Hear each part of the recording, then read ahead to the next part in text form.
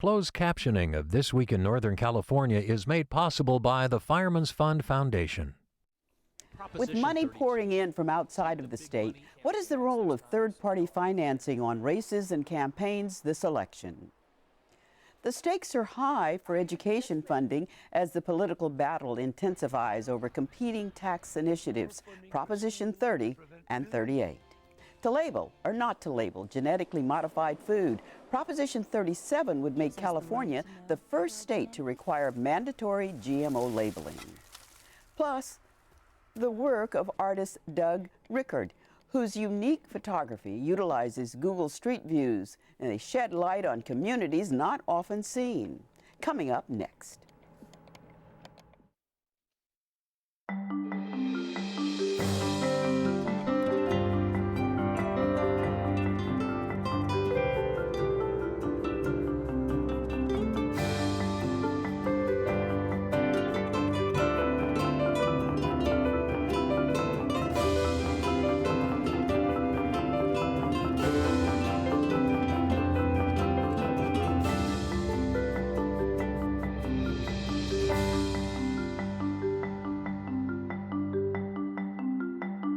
Good evening. I'm Belva Davis, and welcome to This Week in Northern California.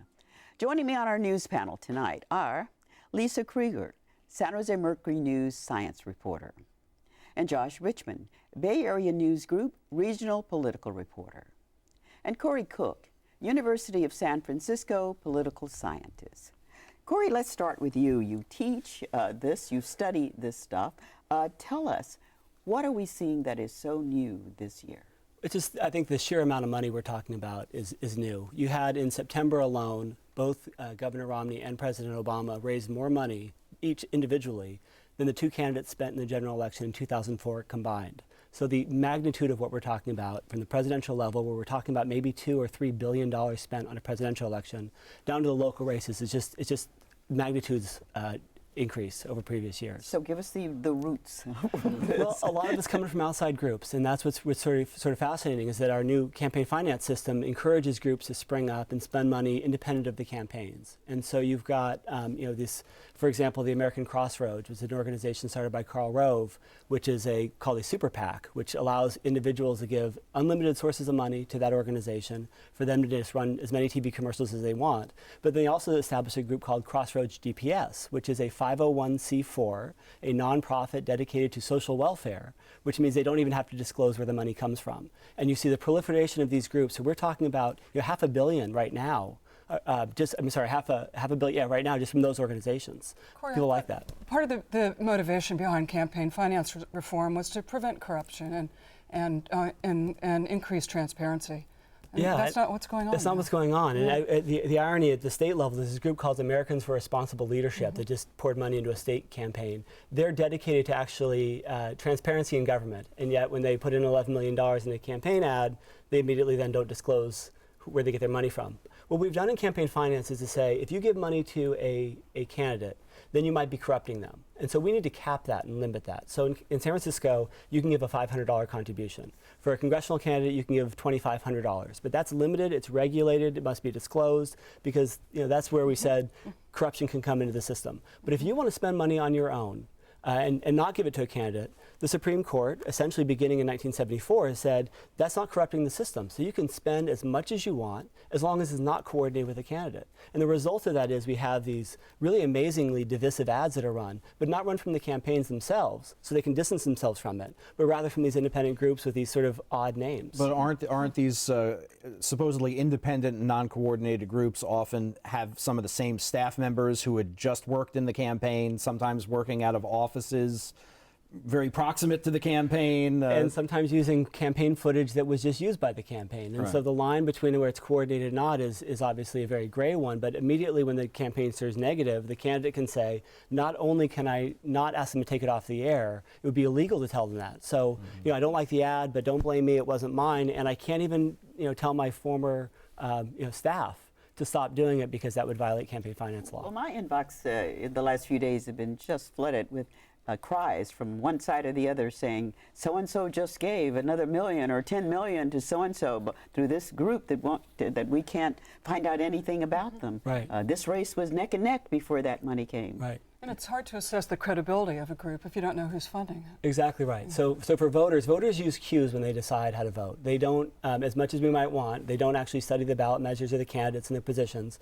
What they do is they take information shortcuts. And among those shortcuts are things like who's contributing money to the various campaigns. And so when organizations jump in with lots of money and don't disclose, it makes it very difficult for voters to say, which side am I on this, because I can't even figure out who the two sides are. So it's really problematic. And I think what's going on here is we are deeply divided and yet closely divided. And the result of that, there's a lot at stake in this election. And so, people are giving an awful lot of money because they care deeply in how this will turn out. But we're talking about a lot of 50-50 races. The presidential race is effectively tied. A lot of congressional races are effectively tied. Right. That was the latest one from Nancy Pelosi, talking about the number of women. Maybe this was supposed to be the year of the woman. So you have a number of races where there are women competitive in races and sort of even until just this weekend, when just there was a flood of money that came into these on one side. Yes, and historically women have had difficulty raising money. And this is the logic behind a group like Emily's List, which is early money is like yeast, was to help women candidates raise money where they historically had not been able to compete effectively with men.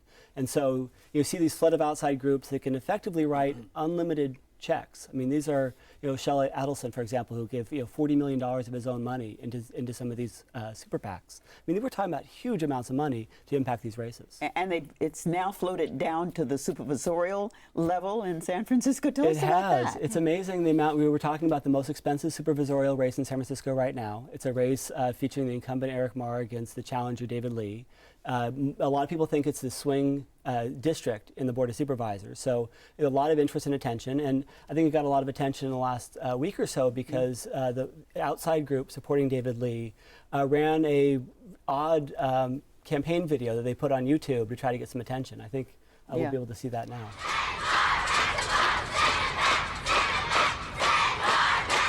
In a shocking development right now, tens of thousands of students are forming a march against... So one of the things you see, and obviously the imagery is pretty stark just to look at it, but there are 6,600 television ads, different ones, unique ads have run around the country. There's a study that came out this morning that showed 6,600 different ads. So if you want to cut through that, you have to be somewhat provocative. And to me, this reminds me of negatively like the Demon Sheep ad that won awards in California that was the Carly Fiorina ad. Where she accused her opponent of being a sheep and a wolf in sheep and wolf's clothing, whatever it is. And in terms of the supervisors, I can't remember very many times when there's been a commercial. Not like this. Certainly not like this. But the intent of this is for it to go viral, where other people will then pick it up and it'll get attention, even though it's a relatively low budget commercial. Some may remember the Ed Lee Too Legit to Quit video, which is similarly funded by an outside group, got a lot of attention. I think this is a little bit darker for than that, but it's certainly designed to get attention around the race. And we're talking about it, again, $1 million supervisorial district. Well, we're going to move now to another two races that are largely, I guess, going to be determined by how much who wants to put in the most money at the end? Yeah, yes or no? It's basically the same. Proposition 30 and Proposition 38. It's basically the same story, and Jerry Brown, who's pushing Prop 30, which is his sales and income tax increase for education, can't seem to catch a break this week. He talked Molly Munger, who's the attorney who's been bankrolling Prop 38, the competing tax measure, into pulling an ad she had started running against Prop 30 specifically. People had called it a murder-suicide. Her proposition wasn't doing well in the polls, so she decided to put money, instead of advertising hers, into attacking his.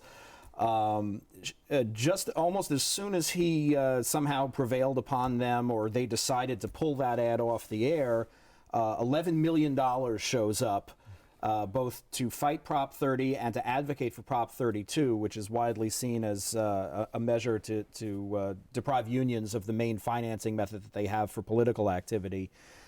Came from out of state, from an organization, as you mentioned before, called Americans for Responsible Leadership. And they don't have to say a word, and they're not saying a word about where that $11 million comes from. So, Josh, this is legal. I mean, this out of is state. completely and why does legal. Arizona care about what's going on in Well, California? it may be telling that the head of this organization is a guy named Robert Graham, who is a candidate for Arizona Republican Party chairman. It tells you something about the politics involved, obviously. But I mean, again, you know, where that money actually originated, we don't know. We won't know. And it will make a difference. $11 million spread over two ballot measure campaigns is still a great deal of money, and you'll be seeing those ads very soon, I'm quite sure. So how does the average candidate even get up in the morning to go out to fight for his position, knowing that they have this, you know, this big boulder? It's hard, you know, and Jerry Brown sort of has been countering this avalanche of money by going, you know, pounding the pavement, kissing babies, or actually college students. No, he didn't actually. No. Didn't actually kiss any college students, but he was visiting college campuses this week, trying to build support for the measure, basically telling them your tuition's going to go up if you don't help us pass this. And he did, in an interview yesterday, say that these $6 billion in trigger cuts that are to occur if his proposition does not pass are not going to be revisited. He's not going to go back and try to do any of those over after Election Day. We better go back to the foundation of this. We're sort of talking about the icing here, which is the money. But the substance of what Brown is exactly. is yeah. You know, so proposing. this is actually built into the state budget that was enacted for this year, and his Prop 30 is a 1/4-cent sales tax over 4 years, to last 4 years, and then an income tax increase for those making $250,000 or more, lasting 7 years. And the estimates of what that would raise range from somewhere around 7 million to somewhere around 9 billion, excuse me, billion with a B, 7 billion to 9 billion, depending on who you ask. But the flip side of that is there are automatic trigger cuts that take effect if this thing does not pass, because the budget is dependent upon it passing. And so that's going to come directly out of K-12 and community college education. And that's the message that he's trying to bring across, that is going to happen if Prop 30 doesn't pass. Prop 30 is currently polling somewhere right around 50%. So it is a nail biter, to be sure. Do you have a sense, I mean, obviously the governor has a lot at stake in this. This is sort of his governorship. Is he actually able to pull the debate? I mean, is he actually influential in this? Is it working? It's hard to say. You know, certainly the Munger ads that were running against it were influential, because it pulled the polling numbers down toward 50% and perhaps a little bit below in some. So it's hard for one man, even if he's the governor of the state of California. So we have to explain Proposition 38. Right. Prop 38, which is the alternative measure put forth by Molly Munger, is an increase in the income tax rates for most Californians. It's across the board instead of for the wealthiest Californians. And it would be on a sliding scale for various brackets, and it would last for 12 years. It would sunset at the end of those 12 years unless it's renewed. And it would raise an estimated $10 billion. It would not, however, by most accounts, kick in time to save this year's budget. And that is a big sticking point. These cuts would have to happen immediately. The Munger effort, does that go towards higher education as well? It's more targeted toward K-12, yeah. And so, you know, when Governor Brown, was on campus in Sacramento and down in L.A. this week, that's the population he's trying to sell to right now. And if they both pass, what happens? The one if they both pass, the one with more votes takes effect. Gotcha. Well, a reminder that we will devote our entire program next Friday to the topic of education finance, and you will hear from supporters of both sides of that proposition. So we move now to another hot proposition, one that's just out there asking outsiders to come in, because it's all about labeling food, and that means there's a big interest group in whether we do that or not. So Lisa, tell us that story. Proposition 37 would require labeling of any food that's genetically modified, which is a big deal. Something like 70% of all processed foods do contain some ingredients that are genetically modified. It's a big deal for a second reason, and that is California would be the first state in the nation to go this way. And as we know, with emissions control and smoking, as go California, so goes the rest of the country. So it's fascinating. And of course, the yes on Proposition 37 people say this is our right to know what's in food. The no on 37 say the FDA has signed off on this. The food's safe. It's complex, poorly written, could be a lot of legal challenges. And what I find most interesting about the whole thing is really that it's about much more than a label. They're very deep ideological differences. The yes on 37 people tend to be suspicious of Monsanto, big companies that are behind this. They don't necessarily trust the FDA. They don't necessarily trust biotechnology. Whereas the people opposed to this really feel as though biotechnology has a lot to offer in food, and that there are going to be problems if food has to be reformulated, or if you have to label something just for California. It's going to be pretty complicated They aren't pretty asking quickly. that the products be made differently. They're just asking to let people know that Exactly, and that's a very good point. They're saying let people know, but what that means in all intents and purposes is you can't have something that's labeled. It's difficult to have something labeled just for California.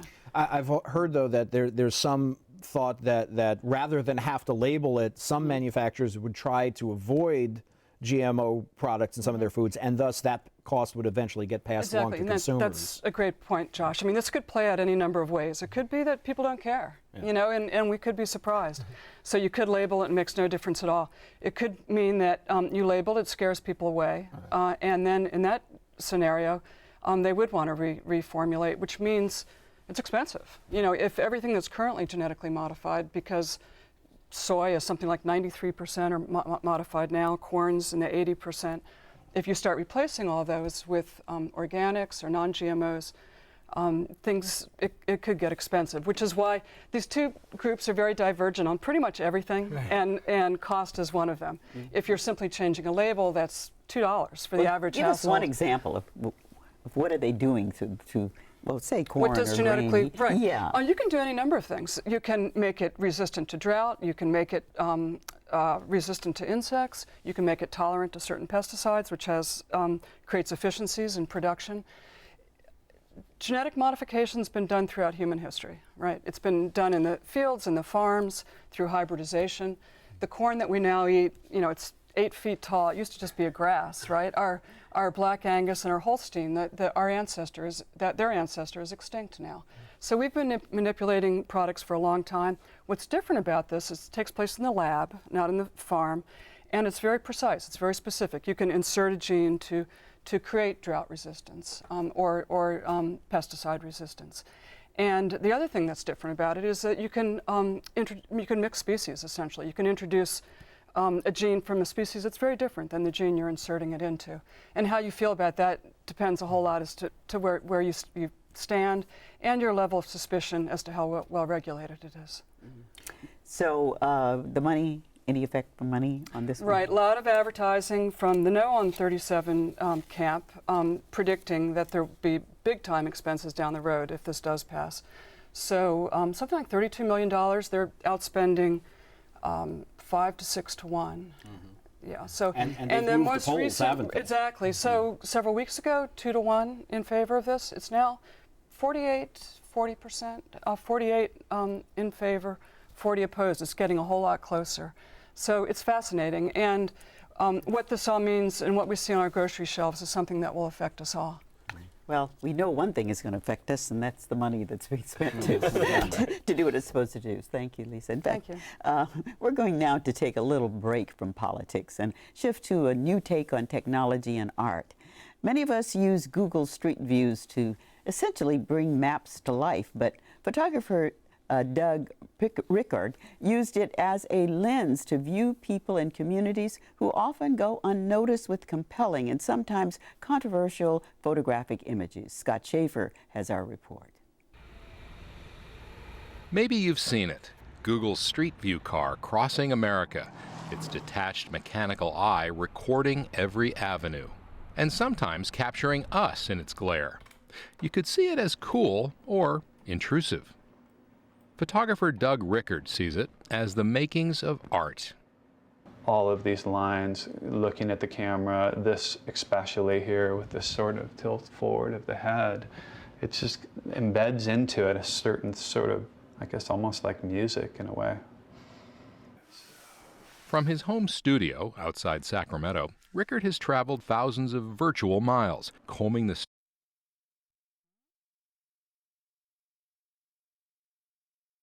looking for potential pictures. Rickard remembers that first flash of inspiration. My wheels started turning, and I was sitting there and I picked up my iPhone and I started taking a picture of the screen like this, sort of moving it around and moving the cursor and composing these scenes. Ironically, Rickard says it was the technology that produced a haunting, intimate feel. So you've got a camera looking down, you've got blurred faces, all of the angles and the lines sort of skew out because of the fixed wide-angle lens and their stitching. The actual dynamics of the camera within Google emphasized the way that I wanted to speak in these images. Images that have made their way to the permanent collection of the San Francisco Museum of Modern Art. I was really blown away by the work when I saw it right away. Aaron O'Toole is SF MoMA's assistant curator of photography. He's not the only one who's used Google Street View, but I think that he comes at it from this really sophisticated and very educated point of view. It resonates much more deeply than some of the other work that I've seen. You have this distinct feeling, so more of a claustrophobia or a feeling of decay, and it is really happening. Rickard's work is new, O'Toole says, but grounded in the past. Walker Evans, Dorothea Lange, Robert Frank. Their iconic images documented the plight of the poor and divisions in race and class. Doug has a similarly, sort of social documentary purpose behind this work. It's art, but it also has a deep sort of political message to it. This sort of drive-by picture taking is symbolic in a way of the anonymous, nature of how these people live. Even the textures of the images, which is almost broken down in terms of the digital artifacts and the pixelation. It feels poetic, I think is the right word. Rickard manipulates the original Google images to heighten that sense of isolation. Like his predecessors, he wants to shed a spotlight on those often out of view. They're invisible, they're cordoned off geographically, they're cordoned off in terms of a voice. They're cordoned off in terms of economic power. So there's beauty, but there's also, sort of desolation and loneliness. Rickard says all he has to do is type 3 letters into a search engine to delve into an America in struggle. MLK. MLK is just a massive symbol of hope. And I'm using him to locate where there's little hope. The images need to almost challenge the viewer, almost provoke him like this. Much of Rickard's work is pushing against his past. He grew up in manicured suburban Los Gatos. His father was an evangelical preacher who idealized America. But Rickard's university studies told a different story. I studied civil rights and slavery, and I was so affected by an American story that was so different from the way that I had seen our country. I remember just being furious, It's that fury and indignation that have fueled Rickard's work. But because he's not on the scene taking the photographs, it's also controversial. Online viewer comments can range from compelling and fascinating work to this guy says lazy, turgid, pathetic, and entirely uninteresting. So it's all over the board. People have commented that I'm not even a photographer. Of course it's photography. I think that what Doug is doing is looking through Google as sort of his lens. The internet is helping redefine what it means to be a photographer. See this? And then you come right in here. And there's the image. In fact, Rickard says, in an ocean of digital imagery, creating something special is becoming more and more difficult, no matter how easy the tools are. I think it really boils down to what you bring to it, that's between your ears, ultimately. Art is about ideas. It's about how you're wired and how you're driven, obsessions, and what you have to say. And I think that we're in an era of editors, in a way.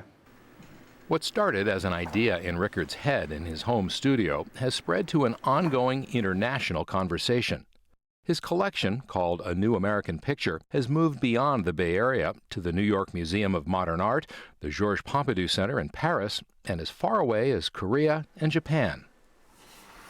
Things are changing rapidly. Photography is being affected. Rickard is happy to advance the conversation, even in a time where those in the art world, especially in photography, are anxious over the impact of a digital age. Our tools and our abilities to speak are being opened up and shifted into new territory. It's a never-ending ocean of potential. Interesting story. Well, that's all for tonight. I want to thank all of you for joining us here this evening. Remember to visit kqed.org/thisweek. You'll find a link there to KQED's Proposition Guide. Please tune in next week for an in-depth look at what's at stake for the future of school funding in the upcoming election. Public Radio's Al Letson will guest host. I'll be back on November the 2nd. I'm Belva Davis. Thank you for watching. Good night.